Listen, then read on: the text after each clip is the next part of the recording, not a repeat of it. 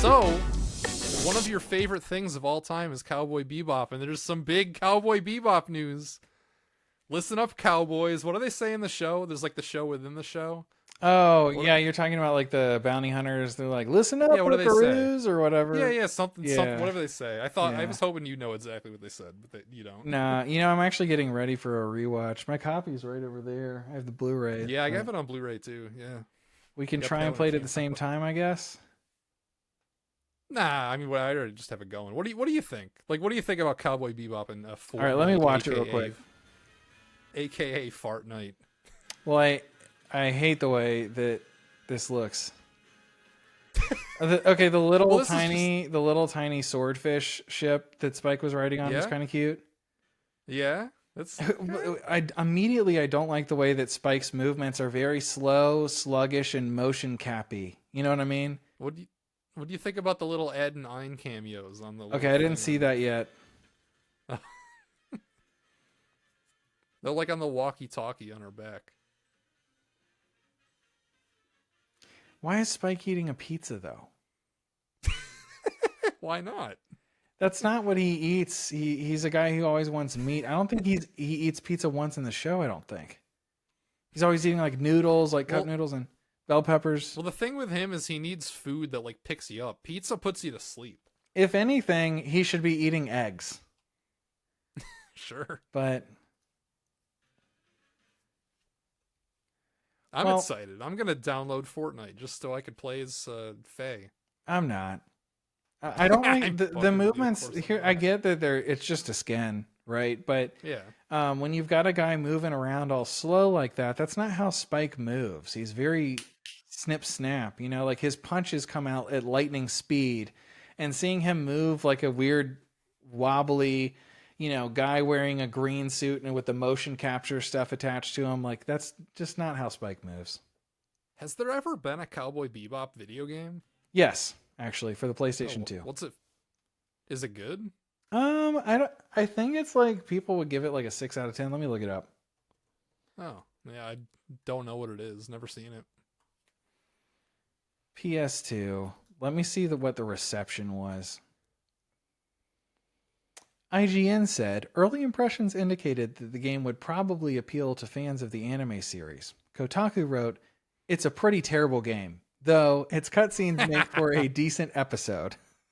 Oh, there's a lost episode in the game? That's kind of cool if so. You see, if I was a wealthy individual, which I'm the furthest thing from, I would buy the rights to Cowboy Bebop so that no one could do anything with it. Oh. It would be done. What's your favorite episode?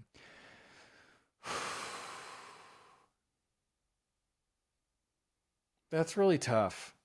It's changed over time. I think my favorite kind of string of episodes in the whole show is, let me look up their names just to make sure I don't get them wrong. Yeah, I don't know the names either.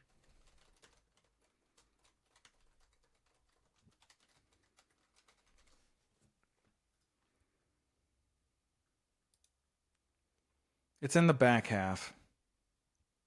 The back half is better than the first half. Everybody will agree on that. All right, it's these two. It's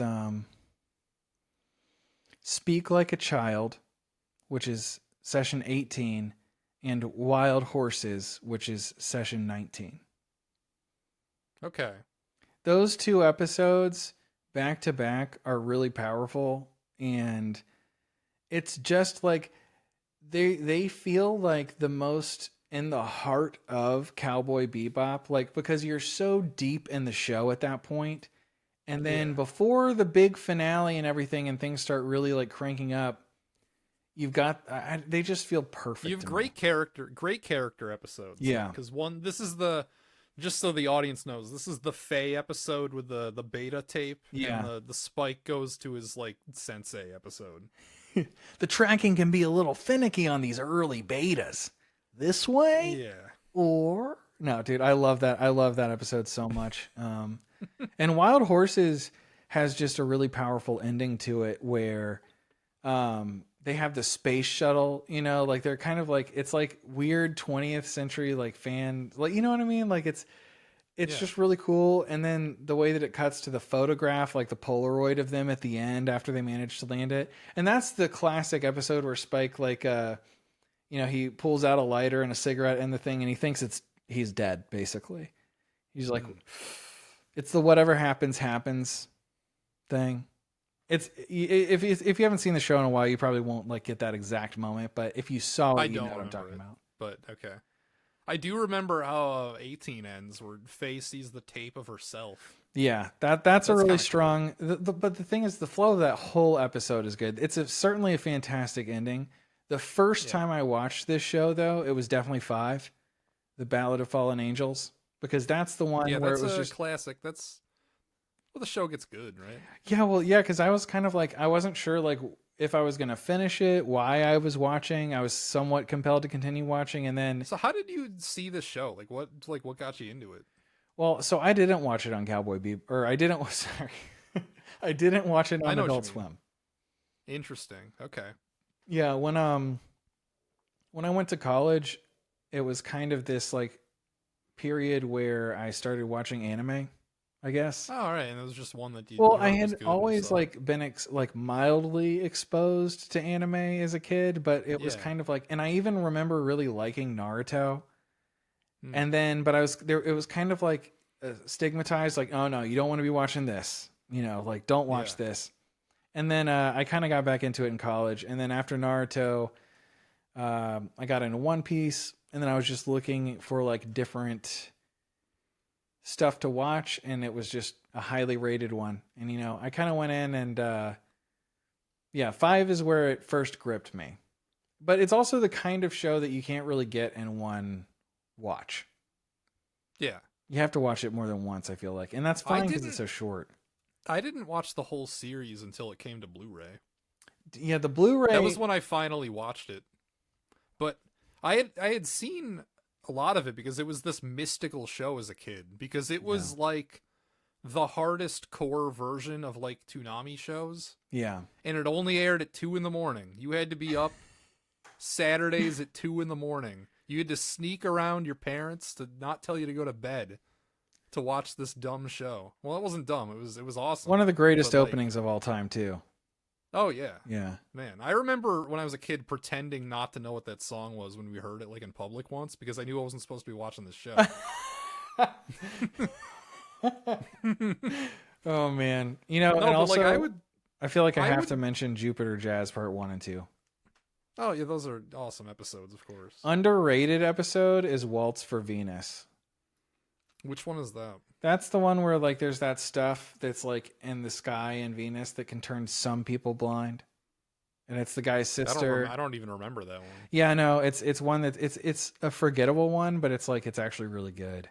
I will say there's one episode that I don't like, that I like actively dislike, and I skip every watch through. Can you guess which one? Is it the penguin one? Yeah. The bomb? Yeah, that one. No, That is no, no, like- no, no, no, no, no. It's Isn't it the it's same? it's the Halloween. No, it's like one. a fucking. It's like a big. What do you mean Halloween one? the one with the clown guy. Yeah, that's the one I'm talking about. Okay, Isn't I he, thought like, because fat? at first I thought Yeah. you were saying like the penguin. I was like, oh, does he mean the like animal rights activist episode? No. Yeah. No, the one where they go to like a theme park. Yeah, I hate that episode. That is most people. I think that is like the consensus best episode, isn't it? Stop.